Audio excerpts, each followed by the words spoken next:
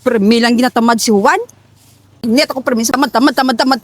Marisol! Marisol! Oh, Marites, mano ka? May balita ko sa imo. Ano naman balita mo sa akon? Ay, makon mo, nagkadto kami kay Solana.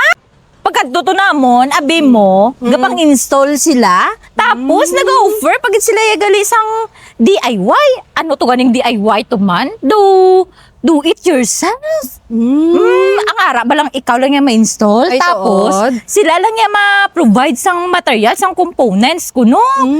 Oo, tapos, ano to gani pag ang ginano to namon gani man may ginano pag sila samon nga may gitudlo pag sila samon to nga mga components amo ni paano mag-install ginamugi kami na nila ginisa-isa nila si Jose bala para kung paano mag-install sang solar. Kabati man ko na Marites, pero sa sunod nga adlaw makadto man kami to sa Solana para ma-inquire, pero mapa-hybrid na lang kami na kay na si Juan Bala way gana magpa-DIY.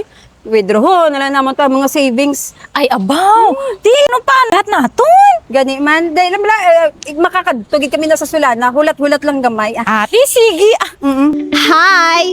What's up mga ka-solar? Gapangita ka bala sang solar panel? May ara kita nga 580 watts, bifacial, 182 M half cell, N-type, may height nga 2.2 meters, width nga 1.1 meters for only 4,099 pesos. What are you waiting for? Visit us here at Solana4U Building, Barangay San Isidro, La Paz, Iloilo City.